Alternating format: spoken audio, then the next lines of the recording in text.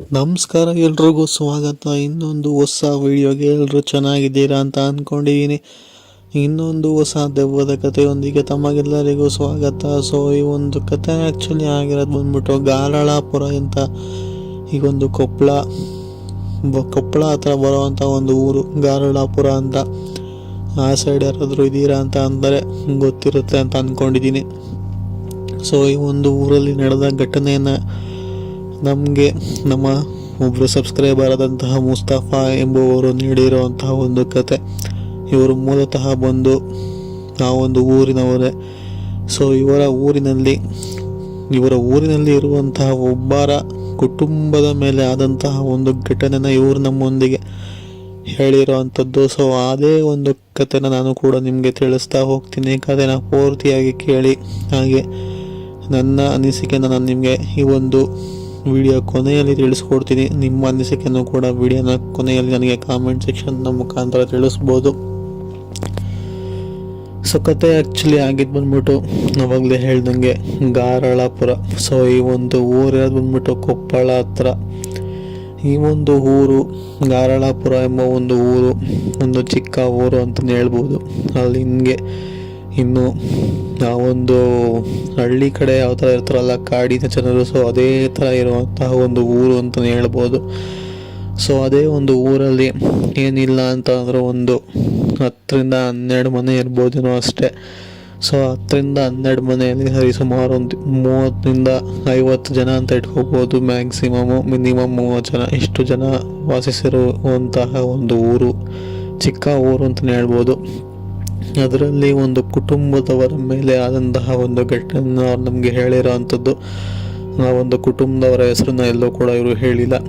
So ಆ ಒಂದು ಕುಟುಂಬದವರು ಅವರ ಒಂದು ಹಿಂದಿನ ತಲೆಮಾರುಗಳ ಆ ಒಂದು ಕೆಲಸ ಕಾರ್ಯಗಳನ್ನು ಏನಿರುತ್ತೆ ನೋಡಿ, ಪೂಜೆ ಪುನಸ್ಕಾರ ಅಂದರೆ ಅವರ ಅಂತ್ಯ ಸಂಸ್ಕಾರನೆಲ್ಲ ಕರೆಕ್ಟಾಗಿ ಮಾಡಿಲ್ಲದೆ ಹಾಗೆ ಒಂದು ಜೀವನ ನಡೆಸ್ತಿದ್ದ ಕಾರಣ ಅವರ ಹಿಂದಿನ ತಲೆಮಾರುಗಳು ಆ ಒಂದು ಕುಟುಂಬದ ಮೇಲೆ ಯಾವ್ಯಾವ ಥರ ಎಲ್ಲ ಕಾಟನ ಕೊಡ್ತು ಅಂತ ಹೇಳಿ ತಿಳಿಸಿರೋ ಅಂಥದ್ದು.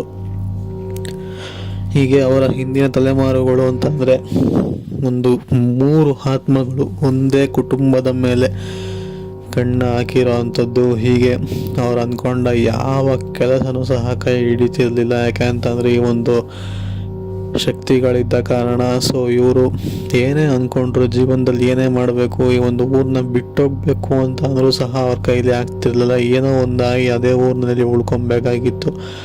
ಅದೇ ಒಂದು ಕುಟುಂಬದಲ್ಲಿ ಒಂದು ಚಿಕ್ಕ ಹುಡುಗಿ ಇರೋ ಅಂಥದ್ದು. ಆ ಒಂದು ಹುಡುಗಿ ಏನಿಲ್ಲ ಅಂತಂದರೂ ಒಂದು 17-18 ವಯಸ್ಸಿರ್ಬೋದೇನೋ ಅಷ್ಟೇ. ಸೊ ಒಂದು ಟೀನೇಜರ್ ಹುಡುಗಿ ಅಂತಲೇ ಹೇಳ್ಬೋದು. ಆ ಒಂದು ಹುಡುಗಿಯ ಮೇಲೆ ಒಟ್ಟೊಟ್ಟಿಗೆನೆ ಆ ಒಂದು ಆತ್ಮಗಳು ಬಂದು ಆ ಒಂದು ಹುಡುಗಿಯ ಮುಖಾಂತರ ಏನೇನೋ ವಿಚಿತ್ರವಾಗಿ ಮನೆಯವ್ರನ್ನೆಲ್ಲ ಭಯ ಬೀಳ್ಸೋ ರೀತಿಯಲ್ಲೆಲ್ಲ ಮಾತಾಡ್ತಾ ಆ ಒಂದು ತನಗೆ ತಾನೇ ಒಂದು ಗಾಯಗೊಳಿಸ್ಕೊಳ್ಳೋದಾಗಿರ್ಬೋದು, ಹೊಡ್ಕೊಳ್ಳೋದಾಗಿರ್ಬೋದು, ಗೋಡೆಗಳಿಗೆಲ್ಲ ಹೋಗಿ ತನ್ನ ತಲೆನ ಅಥವಾ ಮನೆಯಿಂದ ಜೋರಾಗಿ ಕೂಗೋದಾಗಿರ್ಬೋದು, ಏನೇನೋ ವಿಚಿತ್ರವಾಗಿ ಮನೆಯವ್ರನ್ನೆಲ್ಲ ಭಯ ಪಡಿಸ್ತಿತ್ತು. ಹೀಗೆ ಸುತ್ತಮುತ್ತ ಇರುವಂತಹ ಜನರನ್ನು ಸಹ ತುಂಬಾ ಭಯ ಭೀತಿ ಮಾಡಿಸ್ತಿತ್ತು.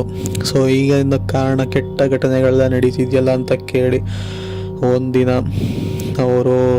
ಅವರ ಮನೆಗೆ ಪೂಜೆ ಮಾಡಿಸಿ ಅವರ ಅಂತ್ಯ ಸಂಸ್ಕಾರನೆಲ್ಲ ಮಾಡಿ ಮುಗಿಸೋಣ ಅಂತ ಹೇಳಿ ಅಂದ್ಕೊತಾರೆ. ಅದೇನು ಕಾರಣನೋ ಏನೋ ಗೊತ್ತಿಲ್ಲ, ಆ ಒಂದು ಕಾರ್ಯ ಕೂಡ ಈಡೇರೋದಿಲ್ಲ. ಇದೇ ಇನ್ಸಿಡೆಂಟ್ ಮತ್ತೆ ಆ ಹುಡುಗಿಗೆ ಇನ್ನೂ ತೀರಾ ತನಗೆ ತಾನೇ ಗಾಯ ಮಾಡ್ಕೊಳ್ಳೋದಕ್ಕೆ ಶುರು ಮಾಡ್ತಾಳೆ. ಹೀಗೆ ಮಾಡ್ತಾ ಆ ಒಂದು ಹುಡುಗಿಯ ಮುಖ ಏನಿದೆ ನೋಡಿ, ಅರ್ಧಕ್ಕರ್ಧ ಜಜ್ಜೋಗಿ ಒಂಥರ ರಕ್ತ, ಗಾಯ ಎಲ್ಲಿ ನೋಡಿದ್ರು ರಕ್ತ, ಎಲ್ಲಿ ನೋಡಿದ್ರು ಊದ್ಕೊಂಡಿರೋ ಅಂಥದ್ದು, ಕೂದಲೆಲ್ಲ ಕೇದರಿ, ಕೈ ಕಾಲೆಲ್ಲನೂ ಸಹ ಗಾಯನ ಮಾಡಿಕೊಂಡು ಜೋರಾಗಿ ಕೂಗೋ ರೀತಿಯಲ್ಲೆಲ್ಲ ದಿನ ರಾತ್ರಿ ಆಯಿತು ಅಂದರೆ ಹೋಗೋದು, ಒಬ್ಬೊಬ್ಬಳೆ ಮನೆ ಬಿಟ್ಟಾಚೆ ಹೋಗೋದು, ಈ ಥರ ಎಲ್ಲ ಒಂದು ಇನ್ಸಿಡೆಂಟ್ ಆಗ್ತಿತ್ತಂತೆ. ಸೊ ಎಷ್ಟೇ ಜನ ತಡೆದು ನಡೆಸಬೇಕು ಅಂತ ಅಂದ್ಕೊಂಡ್ರು ಸಹ ಅದು ಏನು ಶಕ್ತಿ ಇತ್ತೋ ಗೊತ್ತಿಲ್ಲ, ಎಲ್ಲರೂ ಸಹ ನೋವ್ಕೊಂಡು ಒಬ್ಬಳೇ ಕಿರ್ಚ್ಕೊಂಡೆಲ್ಲ ಓಡೋಗೋ ರೀತಿಯಲ್ಲೆಲ್ಲ ಭಾಸವಾಗಿರೋ ಅಂಥದ್ದು. ಸೊ ಈ ಥರ ಎಲ್ಲ ಅನುಭವಿಸಿರೋಂಥದ್ದು ಆ ಒಂದು ಕುಟುಂಬ. ಹೀಗೆ ಯಾರು ಊರಿಂದ ಆಚೆ ಕಡೆ ಸ್ವಾಮೀಜಿನ ಕರೆಸಿ ಪೂಜೆನ ಮಾಡಿಸಿ ನಂತರ ಎಲ್ಲನೂ ಶಾಂತಿ ಮಾಡಿಸಾದ್ಮೇಲೆ ಗೊತ್ತಾಗುವಂಥ ವಿಷಯನೇ ಅವರ ಹಿಂದಿನ ತಲೆಮಾರುಗಳು ಅವರಿಗೆ ಕಾಟನ ಕೊಡ್ತಿದ್ರು. ಬಿಕಾಸ್ ಅವ್ರು ಯಾವುದೇ ತರಹದ ಒಂದು ಅಂತ್ಯಕ್ರಿಯೆ ಪ್ರಾಸೆಸ್ನ ಕರೆಕ್ಟಾಗಿ ಮಾಡಿರಲಿಲ್ಲ ಅಂತ ಹೇಳಿ. ಬಟ್ ಏನೋ ಗೊತ್ತಿಲ್ಲ, ಈ ಒಂದು ಕಥೆಯಲ್ಲಿ ಇನ್ನೂ ಆ ಥರ ಎಲ್ಲ ಇನ್ಸಿಡೆಂಟ್ಗಳಾಗುತ್ತಾ ಏನೋ. ಏಕೆಂದರೆ ಇಂದಿನ ತಲೆಮಾರುಗಳು ತೊಂದರೆ ಕೊಡೋದಿಲ್ಲ ಅಷ್ಟಾಗಿ. ನನ್ನ ಕೇಳ್ತೀರಾ ಅಂತ ಅಂದರೆ, ಯಾಕೆಂತಂದರೆ ಒಂದೇ ಕುಟುಂಬದವರಾಗಿರೋ ಕಾರಣ ಏನು ತೊಂದರೆ ಕೊಡ್ತಾರೆ ಅಂತ ನನಗಂತೂ ಐಡಿಯಾ ಇಲ್ಲ. ಬಟ್ ಈ ಒಂದು ಮುಸ್ತಫಾ ಎಂಬುವರು ಹೇಳಿರೋ ಅಂಥ ಒಂದು ಕಥೆನ ನಾನು ನಿಮ್ಮ ಮುಂದೆ ಈ ಥರ ತಿಳಿಸ್ಕೊಟ್ಟಿದ್ದೀನಿ. ಸೊ ಇದಾಗಿತ್ತು ಆ್ಯಕ್ಚುಯಲ್ ಕತೆ. ಮುಸ್ತಫಾ ಅವ್ರು ಹೇಳಿರೋ ಒಂದು ಕಥೆನ ನಾನು ನಿಮಗೆ ತಿಳಿಸ್ಕೊಟ್ಟಿದ್ದೀನಿ. ನನ್ನ ಪ್ರಕಾರ ಈ ಒಂದು ಕತೆ ಏನು ಒಂಥರ ಸುಳ್ಳು ಅಂತಲೇ ಹೇಳ್ತೀನಿ, ಜಸ್ಟ್ ಫಾರ್ ಎಂಟರ್ಟೈನ್ಮೆಂಟಾಗಿ ತೊಗೊಳ್ಳಿ.